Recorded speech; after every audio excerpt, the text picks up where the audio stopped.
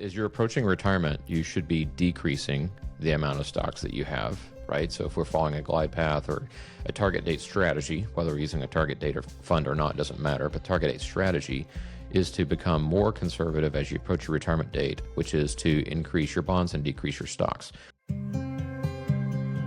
Welcome to the Physician Family Financial Advisors podcast, where physician moms and dads like you can turn today's worries about taxes and investing into all the money you need for retirement and college. Hello, physician moms and dads. I'm Nate Reineke, certified financial planner and primary advisor here at Physician Family Financial Advisors. And I'm Ben Utley, service team leader and certified financial planner at Physician Family. Ben, this is our 80th episode. Did you know that? That's awesome. Okay, No, I did not know that. It's Okay. news to me. Have we really been at it that long? I guess so. Crazy. So to celebrate, I thought you could tell our audience 80 things you love about me. Well, first, I love your humility. Yeah. Second, your smile. Third, your winning attitude. Yeah. And I could just say that over and over again. Yeah. I feel like you've always got my back. You're a great team member. You're always patient and kind with our clients. Okay, I won't make you do 80. Moral compass. Ethical taskmaster. I mean, Nice. like I could go on. So I love it. just for everybody, I just want to say this for the record. I love you, Nate. Yeah, I love thank you. Yeah. I was hoping you would say, just laugh, and I'd say, don't do it, but okay. And I mean, I'll just take in it. a bro way. Yeah, yeah. Okay, cool. Well, 80 episodes. Gonna keep on going. Let's get into some questions here. So, first question comes from a ophthalmologist in Pennsylvania. And he said, "I'm switching jobs. I do have my old insurance plan active through COBRA, which is a high deductible health plan. Can I still contribute to an HSA for the months that I have the insurance active?" So the short answer is yes, right, Ben? Right. Yeah. So as long as you have an HSA eligible coverage, which is a high deductible health plan, you can continue to contribute to your HSA, even if it's not, through a workplace, if you have it through COBRA. I actually did have to look into this just to make sure, because, HSAs have some special rules about contributions. We talked about this too. What are some of those, what's one of those main rules that you have to look at for HSAs? Like if you have to, well, first you have to be covered by an HDHP, high deductible health plan. And if you don't know if you're covered by one of those, just call your carrier and ask them, is this an HSA eligible plan? Because they all speak that language. So that's numero uno. Did you? Yeah. There's the real kind of the answer you wanted. Yeah. Well, yeah, there is kind of these flags that go off in our heads as planners. And it's like someone brings up HSA and you're like, oh, I remember there's one rule. Let me look that up. And the rule is that if you're not covered throughout the whole year, you can still make prorated contributions. Right. So if you're covered for half the year, you can make half the contribution. And so for this person, even if they switch to a non-eligible plan, not a high deductible health plan, they could have still made contributions up to that day. But even through COBRA, you can continue to do it and get the max in there. Right. Okay, which I love that question because it showed me that this client really wanted to get that money in their HSA, which is a powerful tool. I'm going to give a brief HSA infomercial here. Okay. Brought to you by the Health Savings Authority. Yeah. No, actually, I love my health savings account. I love it because the contributions, I get a state and federal income tax deduction. The earnings grow tax-free if you invest them, which is a little trick with an HSA. And you can take the money out for qualified health expenses and pay zero taxes, federal or state.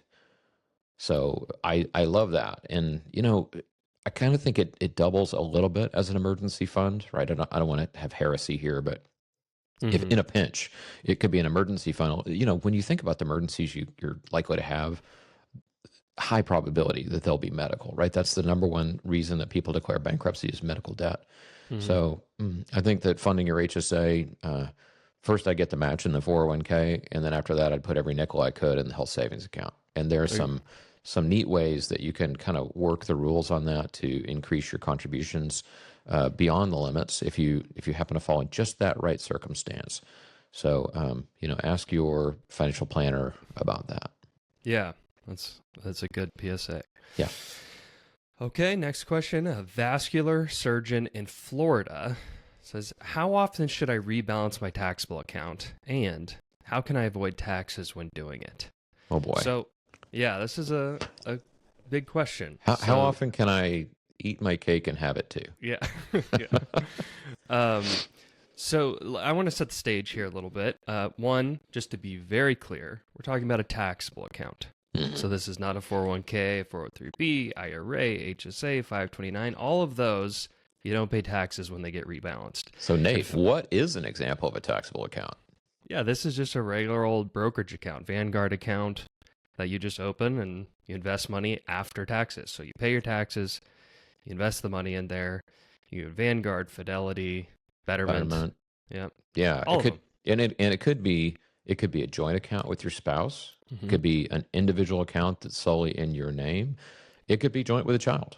Yes. It could be a revocable trust account, which is, your inter vivos living trust, revocable trust, standard thing where you pay taxes on it, even though it's in a trust.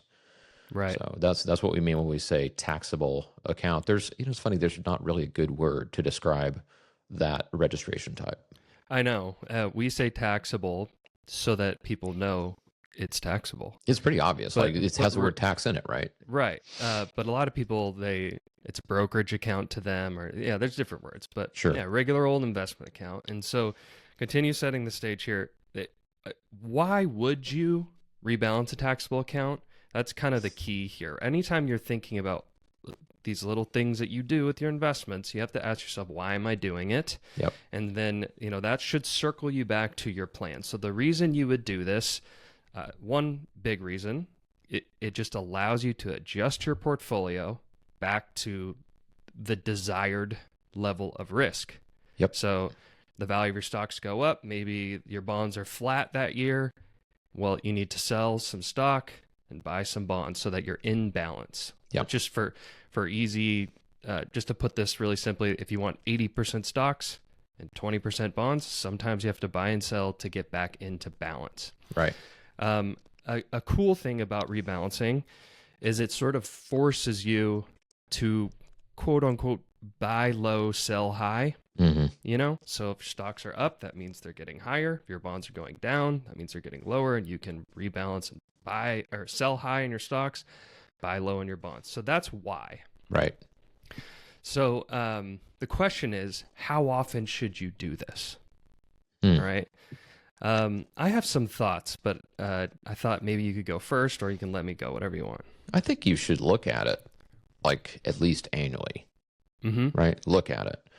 I'm also of the opinion that before you lay your hands on the money, there'd be a darn good reason for doing so. So, there's a difference between rebalancing and changing your asset allocation. So to be clear, asset allocation, the kind of the better parlance for that is mix of stocks and bonds, or mix of stock funds and bond funds. Mm-hmm. And that's where your risk is determined, how much stocks you have versus how much bonds. So if your risk tolerance changes, which it seldom does, then that would be a reason to shift that ratio, and you might call that a rebalance. But let's say that you are a steady 80-20, stocks go up, bonds go down, then you might want to rebalance. But the question is, how much do stocks go up and how much do bonds go down before you make this change? And so that's called a tolerance band. So let's say that, your tolerance band, you get a little nervous when you get 87% stocks. Okay, so let's say stocks go up 10%, you're going to be 87, 88, and let's say that bonds slide just a little bit. Okay, so if you have a 5% tolerance band, 5 percentage points, and so that's, you're comfortable up to 85, but your portfolio is at 88, then you would rebalance, right? So you'd sell some stocks and buy some bonds. It gets tricky in a taxable account, though, because if you have that gain, then by default you're going to have a taxable gain in that account, and when you sell to rebalance, you're going to recognize the capital gain. Now, there's two kinds of capital gains. There's short-term and long-term. So if you've held these securities less than a year and you sell them, that's going to be treated as a short-term capital gain, And that's going to be taxed at your top marginal tax rate, which for practically all doctors is at least 24%. And for many doctors, it's up in the 37%, and that's all federal before we get to state, right? So that's short-term capital gains rates. Long-term cap gains rates, for most physicians, is going to be 20% federal, maybe plus a 3.8% Medicare surtax. And of course, your state's going to want their cut as well. So, that could be a pretty, let's say, tax-y move for you. Yep. Yeah, and so just to kind of bring it high level for a second, basically what you're saying is there's really two ways to go about this. You can do it kind of on a time interval, but even once, so, I was interested in this, and I looked, and I was like, well, what is the optimal amount of time? There isn't one. That's correct. There literally isn't one. Okay, so if you're doing it once... Oh, so I slightly disagree, okay? Okay, go ahead. So the optimum rebalancing interval for a portfolio that is at least half stocks is never. Okay? So that is like, I would consider that like the best, but not optimal. Okay? So stocks typically have had a higher return than bonds over the long haul. And so as your stocks grow, they're going to continue to grow and grow and grow and grow. And as a result, your allocation is going to get more and more and more aggressive. Okay? So the only thing better than stocks growing is more stocks growing. If you rebalance, you sell your stocks, right? And so you're reducing your exposure. But if you never rebalance, then what you find is you get this big fistful of stocks with a little tiny sliver of bonds. So in terms of overall return, never rebalancing is the quote unquote best way to go. But if we're looking at risk adjusted outcomes, then the best way to do it is to adjust and pay your capital gains taxes. But so the listener asked, how can I do this without paying taxes? Right. Yeah. Yeah. So and I'm about to get there. So okay. The time interval really is mostly just because going back to what you're saying, like the optimal amount of times to do this is never. But you chose a risk tolerance for a reason. You chose 50-50, 80-20 for a reason. So you should probably keep it there so you can stay on track and not be nervous Nelly about your stocks and bonds. Right. So you answered it exactly how I was hoping you would, which is just a band. You look, and when you get too far out of whack, you rebalance. And so what I was hoping you could talk about too, with how to avoid taxes, which is not, as you said, really not always possible. If you get too far out of band, you can't avoid taxes altogether. But would be to, assuming that you're continuing to invest, so this means you're not retired, you're going to keep buying. Right. And so you could buy on one side versus more heavy on one side versus the other side and get in balance over time. So could you say that more eloquently than I did? Rebalance with new money. There you go. And going back to the analogy, I said, you want to eat your cake and have it too. Well, you can have your cake and eat it too if somebody brings more cake. Right. And that's what the new money is all about. You eat a little of the cake that you have and somebody brings you more cake. It's like, it's all good. So new money. The other trick here is we don't see this very often, but sometimes people will have a loss in a business, and that business loss can be offset depending on the type of loss. It can be offset by gains from a portfolio. So that shelters some of the gains. Back in 2020, some people harvested losses then. When bonds went down last year or year before last, some people harvested losses then, and you carry forward those losses until they're consumed. So it might be that in order to rebalance, you harvest gains, and you only harvest gains to the extent that you have losses to offset them, right? So that's another way to do it without paying taxes. But if you don't have a loss carry forward, and you don't have a loss from another business, and you don't have new cash, the only way you rebalance that account is by paying taxes. Right. Exactly. Yeah.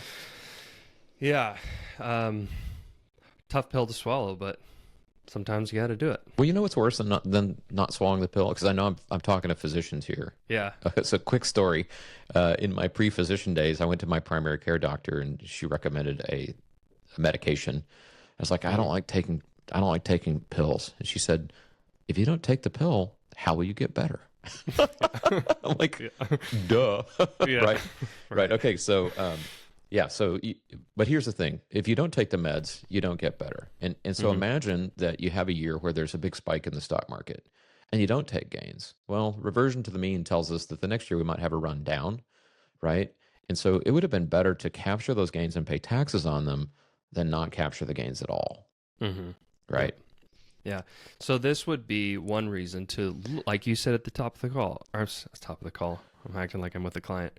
At the top of the question was look at this once a year, because if it gets too far out of band, it's going to be hard to sort of whittle it down. Yeah. So yeah, you pay attention, but that doesn't mean you have to do anything. Sometimes not doing anything is the best choice. So I'm going to throw in a micromercial for us. Okay. So when we do this, we use a provider that has algorithms that follow this stuff. And so we look on a daily basis into accounts to harvest capital losses, so tax loss harvesting.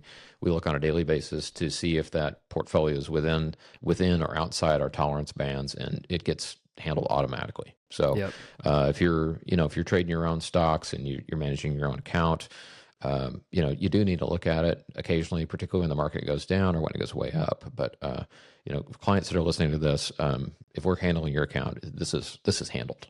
Yes. Okay, hospitalist in Kansas asked, should I consider adding a taxable account to help prepare for college?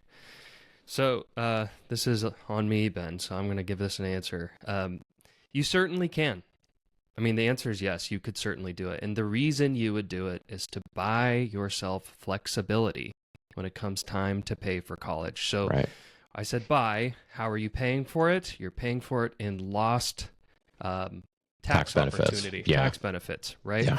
So what that means is you put money in a 529, it grows tax-free if and when it grows, and that's a huge benefit. But the problem is it could get stuck in the 529 if you don't use all the money. Yep. So the reason he asked this question is all of his colleagues are saying, yeah, I got a bunch of money in my 529s up front, and now I'm kind of putting it in a taxable account. And a lot of times when people are talking to their colleagues, they kind of have bad ideas. This wasn't such a bad idea. No. Doctors having bad ideas about personal finance, that would be like financial advisors having bad ideas about medication. Yeah, right. And I just told you my bad medication story, didn't I? There you go. Yeah.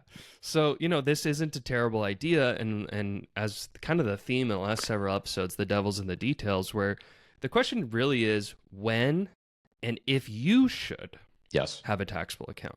Yeah. It's definitely a reasonable idea. So the question of when, first and foremost, I think putting as much as you can for college in a 529 up front while your children are young, that is a no-brainer. Yeah, absolutely. Right? Because the earlier you get in, the more aggressive your 529 is, so the more potential it has for growth.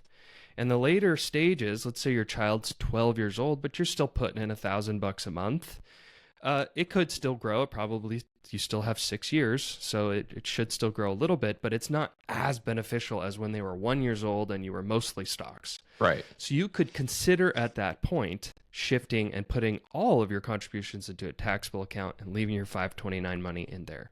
So the things that I consider when answering this question for people personally is, so first is, how many children do you have? Yeah. Okay. More kids equals lean toward 529s, because one child may go to East Coast private school and soak up as more money than you're prepared for. And one child could go to, a state college, and you can shift the money between them. And one could just not go. One could just not go. And so the flexibility there can get soaked up by just children choosing different schools, and maybe you don't need to lean toward a taxable account, and you can enjoy the tax-free growth in the 529. So that's something to consider. If you have one child, there's nothing really to do with this money except give it to grandkids. Maybe you lean toward a taxable account. Right. Next thing is the college fund goal. If you're planning for state school for 2 kids, chances are you're going to spend all the money. Yep. One might go to an out-of-state school that's just simply a little bit more expensive, and all the money's gone. You don't need to mess around with the quote-unquote flexibility. You're probably going to spend it all. Okay? Right. But if you have really expensive goals, Harvard and medical school, taxable account is probably a good move. Not all kids get into Harvard. Even doctors' kids don't get into Harvard sometimes. They're selective? You're kidding me. Yeah, right. And then the last thing to consider is your resources for retirement. So a lot of times, what people will do is when they get a decent amount into their 529s, they kind of just stop. I mean, maybe they're a little bit short or they don't exactly know what their goal is going to be, but the reason they stop is because they're ahead on retirement. So they can dip into their taxable account for retirement and just pay college off, or they can just pay out of pocket if they're a little bit short. Mm-hmm. But this kind of, each of these considerations goes kind of in different directions. One direction is you need the flexibility because maybe you're a little short on retirement. So you want to be able to use this money for retirement in a taxable account if you don't need it for college. The other is you have so much money that you really don't need the flexibility, so you just pile it in at 529. Right. All right. This is this to me is like, this is kind of the deep end of the planning pool. I don't think you can look over the divider or, stand around the water cooler and say, what are you doing with your 529? Yeah. Oh, I'm blah, blah, blah. There's a lot of factors to consider here. Like you said, number of kids. Another thing I would consider is like risk tolerance, right? So when you get close to sending your kids to college, you want to be more conservative. And so maybe you put all of your stocks in the 529 and you put all your bonds in your taxable account. And in that case, they'd be muni bonds, right? Mm-hmm. So then you're getting the maximum tax deferral you can out of the stocks. You're not paying any taxes on the bond income, or at least you're not paying state income taxes. Mm-hmm. And you're maintaining that. I could also see putting the after-tax money into a retirement asset allocation. So more stocks, understanding that, if you hit college and you don't have enough money, you're going to be basically rating this account. And so it sets back your retirement. But I think, what's important to keep in mind is that every dollar competes for every goal. So if you've got $1, you can vote for college, you can vote for retirement, you can vote for a vacation. That dollar is like a vote. Mm-hmm. And so, retirement and college compete. And I think it's easier to raid your retirement fund for college than it is to raid your college fund for retirement. So no really right answer here. Yeah. And I want to, before I get a flood of emails, I want to just note something that you just said. It's hard to do the tax located investing for college, especially if you're my client. Yeah. Because you have so much money in your 529s that you can't stick it in all stocks because then you're out of balance. Yeah. But if for some reason you didn't have a lot in there and it made sense, because as soon as you're approaching college, you're mostly bonds. Mm-hmm. So you can't stick 100% in there, but you could be slightly more aggressive and you could manipulate it that way. So there's lots of ways to go with this. Mm-hmm. I would just say that if you don't know what the heck you're doing, just put it in a 529. Yeah. That's going to be a winner most of the time. I don't often see people have a ton of money left in there. Yeah, these things are designed to be fire and forget. That's why you only get like just a handful of choices. That's why you can only place trades in there 2 or 3 times a year. Yes. And I mean, you can take a really good thing and screw it up by overthinking it, right? Yeah. So I like what you said there. Is like, let's not overthink this. Let's just save for college. Let's set a reasonable goal, and let's show up at the finish line with cash so that we don't have to attend the how to borrow to pay for your student loans conference that they have that lasts like a whole day on the college campus. Let's just skip that and go rafting. Yeah, exactly. After I talked to this this physician in Kansas, I gave him this whole everything I just said. I told him, and then I said, "But look, we probably shouldn't talk about this again for about 10 years." Right. Right. Yeah. And he was like, "Yeah, oh yeah, okay, good." Nice. So, okay, you're all just in Oregon. With inflation being high, should I increase the amount of stocks in my portfolio? Some context here, Ben, this person is approaching retirement, like within a year, and they're a little nervous about inflation. So I'll give this question to you. Yeah. The short answer is no. So Okay. as you're approaching retirement, you should be decreasing the amount of stocks that you have, right? So if we're following a glide path or a target date strategy, whether we're using a target date or fund or not, doesn't matter. But target date strategy is to become more conservative as you approach your retirement date, which is to increase your bonds and decrease your stocks. Now, I want to paint a picture here for a moment. Imagine a graph, if you're graphical, where the allocation to stocks is on top and allocation to bonds is on the bottom. And as you go from left to right, the amount of bonds increases and stocks decreases. So you're going to see this nice, graceful, upward sloping curve. Okay. And imagine that you're looking at like a tent. This is a different picture. I'm going to merge these together. So imagine that you're looking at a tent like a circus big top, right? So it's got that kind of nice point on it. It slopes up on the left-hand side. It slopes down on the right-hand side. So I'm going to use a term I'll call the bond tent. Okay. And so bond tent is that shape that we get when we increase our bonds toward retirement. So we get this upward sloping curve. And then beginning at retirement, we begin to decrease the amount of bonds that we have over time. And things slope down to the right, like you would see on the right-hand side of a big top. That's known as the bond tent. The bond tent helps us avoid a thing that we call sequence of returns risk. So imagine that you have 30 years in retirement, and somewhere in that 30 years, you're going to have a horrible return, right? Stock markets will lose half of its value. If stock market loses half of its value in the last part of your retirement career, it's not really that big a deal. But if stock market loses half of its value on the first year of your retirement and you have to draw against that because you're retired, right? That damages your ability to withdraw money over the course of the rest of your retirement. So by starting off with a pretty decent slug of bonds in the beginning, you mitigate that risk of a stock market collapse, okay? And then if you increase your stocks as you go along in retirement, which is a little counterintuitive, then you defray the risk that inflation will eat away your returns. Mm-hmm. Yeah. Yeah. That's great. That's Yeah. great. Yeah. Because, obviously stocks help you with inflation. I mean, Yes. companies can raise their prices. And you don't have to increase stocks to help it with inflation. I mean, stocks are a natural hedge against inflation because, Yes. if the price of a box of crackers goes up, then that company is maintaining their profits by raising their margin because the box price went up and the shipping Right. price went up, and you know what I'm talking about. So Exactly. it's almost like I'm in the ocean on a boat.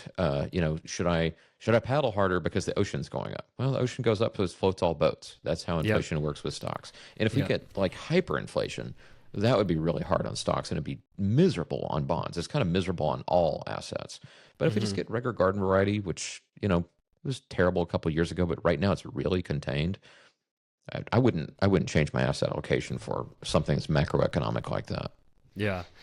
We get the question every so often from people who aren't about to retire, like, what do I do about inflation? And the answer is keep doing what you've been doing. Keep buying stocks. Yeah.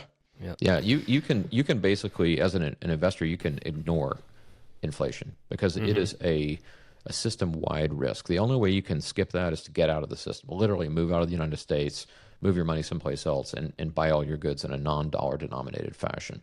But as long as you're in the U.S. and this is where you live and this is where you're going to retire, then, you can ignore U.S. inflation. Yeah. Okay. Last question for the day from an anesthesiologist in Texas. Hello, Texas. Yeah. He said, help. I can't use my 529 money for housing expenses. What happened? So I was discussing, child off to college, setting the stage here. So it's child off to college in like 6 months. And he just wanted to touch base and make sure that had enough to pay, that he was going about everything the right way. And I'm really glad he called. I wish he would have called just a little bit earlier. This is always hard because college planning doesn't stop when you stop saving. Like you're about to spend the money. Right. So I was glad that he called. We were able to come up with a solution to this. But basically, here's what happened. Child is going to a school where the dorms are rather small, so not everybody gets in. And the dorms are typical cost of dorms. I think generally what I've seen this year, food, dorm costs and everything, it's about $15,000-$16,000 a year. Okay. So he wasn't able to stay in the dorms. So he had to go to kind of these private dorms. They're like apartments, and they're pretty nice, but also where he's going to college, it's expensive if you go outside the dorms. And so he was a little nervous. The price of these dorms was about $30,000 a year. Dang. And to be honest with you, I learned something here. I thought that does sound a little worrisome. Like I wonder if there's any rules about this. Like, can you just pay however much you want for housing? So I looked it up, and unfortunately, the rule is I'm reading this quote from the IRS. Off-campus students are limited to the allowance reported by the college in its cost of attendance figures. Any amount above the allowance is considered a non-qualified 529 plan expense. Wow. So what this means is out of that $30,000, only $16,000 of it can come from the 529. Yeah, and these cost of attendance figures are required by law to be posted on every college's website. They have a cost of attendance calculator where you can find these things. So it's not a mystery where the stuff is at. Yeah, exactly. So, I mean, this family was heavily contributing to 529s, and they had all the money they needed. So we were able to sort of mitigate the situation where he started putting money to the side, not in the 529s, to pay for college. And so it worked out. But you just have to be careful with this. I mean, like I said, especially if you're our client, but, keep following the plan and keep in touch with us or keep in touch with your advisor about how you're going to spend the money, what things are costing. I mean, you're at the finish line. There's no reason to kind of close your eyes and head into school without a finalized kind of plan of attack. So hold on here. So we talked about having taxable money. This would be a great use of taxable money, but I'm gonna push back on this a second. Okay. Like, so what? So what if you use 529 money to pay for college expenses that are above and beyond the IRS limits? I mean, what happens in that case? We're talking about an extra $15,000 a year that's non-qualified higher education expenses, right? So you can't deduct it. So that's $15,000. It's $60,000 over 4 years. Okay. And so you're like, oh, what about the taxes? What about the penalties? Oh my God. Well, let's say that half of that account is contributions and half of it is growth. Okay. Which might be the case if you've had these 529 accounts forever. All right. So we're talking about $30,000 coming out that's above the basis. So $30,000 that is in the part that is subject to the penalty. So you're paying 10% of that in penalties, which is $3,000. Like, it's a pinch, but I've seen people just blow away $3,000 or just say, I'm not going to fill out the paperwork for that kind of savings, right? And then the taxes that you pay on that $30,000 of growth, I mean, you'd pay those taxes anyway if you hadn't put the money in the account. Right. It's not like you just sidestep those taxes. If you invest in a taxable account, you're going to pay taxes on the growth when you sell to pay for college. Yes. So, I'm kind of like, really, we're talking about $3,000 here, which is a lot of money, but for a lot of physician families, and particularly those that don't want to be bothered with the paperwork, I mean, so what? Yeah. And this is probably the most egregious example I've ever seen. Yes. Normally, they're comparable, which is actually why over several years, I've never ran into this. Yeah. Because, usually you can rent an apartment with a friend for cheaper than the dorms. Well, I had an inkling about this way back in the back of my mind, but, you do all of our college planning, and I'm not exposed to this very often. So, I mean, I got to say, this is basically news to me. I probably would have had the same little, I'm not sure, but, little pink flag. Going off in my head. But this is like the 9th reason that I love you is you take care of all this, all this stuff here on our 80th episode, all the college stuff. So, yeah. All right. You can get ready for the 100 things you like about me in 20 episodes from now. No, I'm drawing the line. By then, I'm only going to like you about 10% as much. Okay. I'm going to start with the 10 things that I love about you. Yeah. Cool. Oh, and by the way, it's your turn. It's your turn. 90th episode, you got to come up with 9 reasons that you like me. And it can't be just paycheck, right? Okay. Sounds good. Yeah. Okay. So I'm going to take us out. Cool. So we are financial advisors. We do serve doctors. About 210 last time I counted, in about 40 states. We can serve them anywhere. We have really reasonable rates. People look at our prices and are like, oh my God, this is so reasonable, right? So we're open for business. If you're interested in becoming a client, Or if you just like the sound of my voice and you want to chat with me, go to physicianfamily.com, click Get Started, and let's talk. Okay. But if you're not ready for that and you have a burning, itching question that just won't go away, you wake up with this question, then all you got to do is send your question to us at podcast@physicianfamily.com, and we'll attempt to answer your question on the air. We'll definitely address your question via email, or you could call and ask us a question at 503-308-8733. Until next time, remember, you're not just making a living, you're making a life. Thank you for listening to the Physician Family Financial Advisors podcast. Are you getting all the tax breaks you really deserve? To find out, get your copy of the Overtaxed Doctor's Retirement Investing Checklist, available at physicianfamily.com/go. This show is for educational purposes only and is not personalized advice. Consult your tax advisor before taking action. All investments involve risk of loss. Past performance is no guarantee of future results. Read show notes for full disclosure.